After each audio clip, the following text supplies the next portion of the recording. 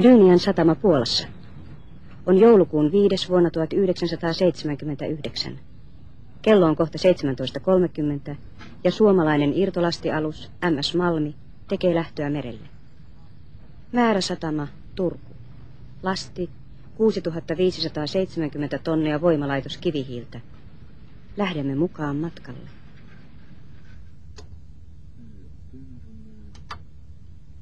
Radiohytti.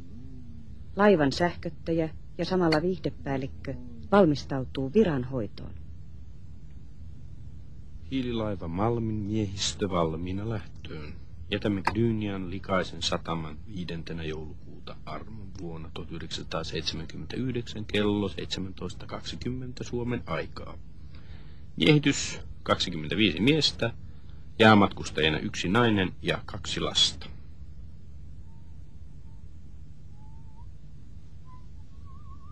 Se oli mukava kaveri, semmoinen huumorintainen, joka järjesti kaikenlaista pientä ohjelmaa aina silloin tällöin. Oli sellaiset vehkeet siellä, sillä oli itsellään paljon kasetteja siellä ja sai keskusradion kautta sitten kuulumaan. Tunteilla oli jotain ikäviä asioita itsellään tai jotain tällaista, niin nyt tuli aina kipinän korvaa. Juttelee sitten. Mä olin kerran mukana, niin siellä yksi kundi itki ja tää sitten yritti sille sitten korjata sen asian valosampaan päin. Tai jotain tällaista siinä. Se oli kyllä siis oikein ihana mies siinä mielessä, että se halusi meidän kaikkien hyvää. Se itse oli nauhoitellut jotain musiikkia ja se piti sitä merirosvoradioa meille siellä omalle laivalle ja kaikkia diskoilla ja tämmöistä näissä. Siellä tuli Yleisradiosta tai siellä meidän laivaradiosta tuli katsotaan musiikkia ja kaikilla hölötystä sinne väliin, kun se puhuu sinne aikansa puhuu. Ai niin, säätiedotus. Joo, pannapas kasetille. No.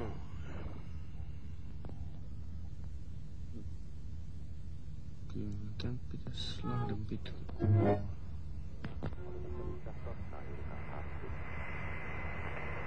Pohjois-Itämeri ja Selkämeren eteläosa, lännen ja luoteen välissä tuulta.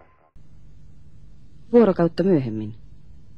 Aluksen lasketusta 38 tunnin matka-ajasta Gdyniasta Turkuun on kulunut 25 tuntia. Näyttää olevan hiivari tulossa. Siltä vaikuttaa. Se tästä vielä puuttuu. Oletko muuten Westermannia tavannut? Kävimme siellä ennen tänne tuloa. Mitäs se tiesi? Mitäs se? Yrittää parantua. Tästä messin ikkunasta näkee, että meri käyttäytyy aivan säätiedotuksen lupaamalla tavalla.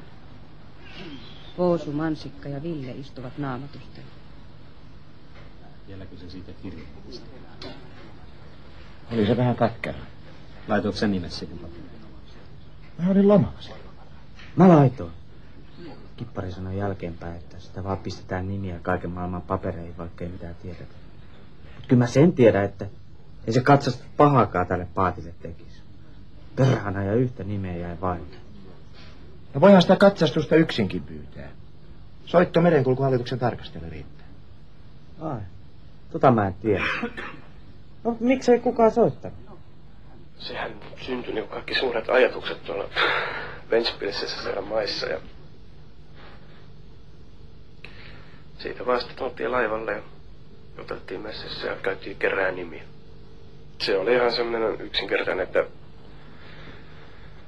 kirjoitetaan siihen mitä vaaditaan ja milloin ja toiset, että minkä takia vaaditaan sitten nimet alle. Siinä ei ollut muistaakseni eritelty mitään, että mistä kaikista sitä vaaditaan. Mä en ole ihan varma. Siinä muistaakseni jäänyt pari nimeä pois. Siis sillä miehistöstä. Huomio. Täällä Malmin Yleisradio. Näin itsenäisyyspäivän kunniaksi soitetaan jälleen pitkäaikainen lista 1. Aina ikivihreä. Aurinkomaa. Herkko sanoi, että tää voi olla viimeinen reissu. Meinaatko se myydä? Sellaista puhutaan. Mutta ei se vielä varmaan ole. Kukahan tämmösenkin lotia ostaisi? Äläs nyt. Vanha hyväkuntoinen laiva. Vuoron vaihto. Toistan vuoron vaihto. Nyt hakevat kansimiehet koneporukkaa parketille. Kaikki tanssimaan. Kaikki mukaan. Aurinkomaa. Na na na na na na na na na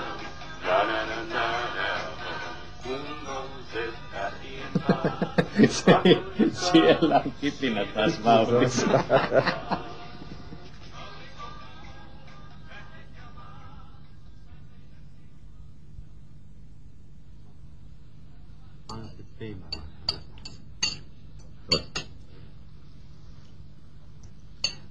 Sille, joka ei vielä sattuisi tietämään, kerrottakoon, että tänään vietämme tasavallan 62.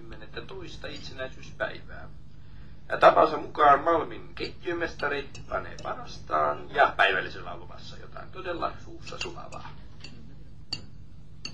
Kyllä sitä itsenäisyyspäivänä on tapana pistää parempaa pöytää. Se muuta niin paremmat pöytäliinat. Hyvä.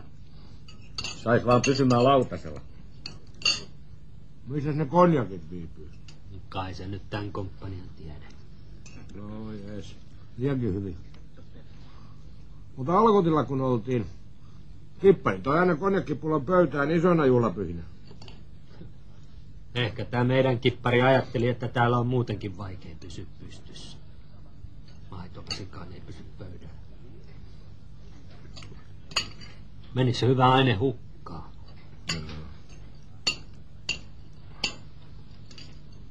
Ei tää vielä mitään. Mutta jouluaattona 77 Ventspilsin edustalla oli ankkurinkeitot ristissä. No, kunnit yritti oikeasta paattia. Siinä meni joulusapuskat ja joulukuuset lenteli ympäri messiä. Ei ole kaupannutkaan. Ja nyt olemme saaneet tänne studioon todella harvinaisia vieraita. Pikkuneidit Milla ja Sanna ovat luvanneet laulaa meille näin itsenäisyyspäivän. Hei, kuulkaa.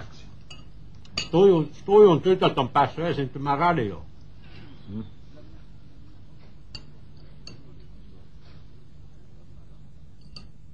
Mitäs te oikein laulatte? Joulupuu on rakennettu. Ahaa, joulupuu on rakennettu. No niin, olkaa hyvät, Sanna ja Milla. Joulupuu on rakennettu, joulu on jo ovella.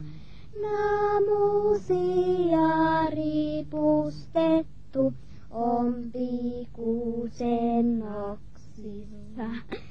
Kuusen pienet kynttiläiset valaisevat kauniisti. Ympärillä lapsukaiset Äiti tulee vielä vähän pehtiä. Siellä ulkona sataa lunta. Kotimaassa tasavallan viralliset vieraat ovat aloittaneet juhlimisen. Kansa katsoo sitä kuvaruuduista, niin kuin Kipinän vaimo. Miksi se jo alattu? No, huomenna isi tulee. Vielä yhden yön kun nukut, niin sitten. Ajattele, isikin nukkuu varmaan omassa punkassa siellä laivalla. Koita nyt nukkua. Äiti katsoo vielä vähän telkkaria. Sieltä tulee ne presidentinlinnan kutsut. Täällä valtiosalin parvekkeella puhuttiin paljonkin muodista. Samaan aikaan hiililaiva Malmi puskee vaivalloisesti eteenpäin myrskyävällä merellä. Aluksen merikäyttäytymiseen on tullut levottomuutta herättävä piirre.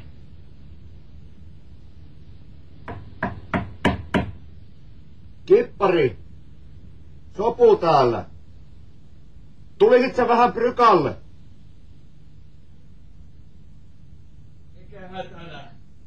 Mä en tiedä, mutta musta näyttää siltä, että laiva on pysyvästi laaksiidassa. Oletko sä yrittänyt oikaista? Ei ole tehty vielä mitään. Just huomattiin.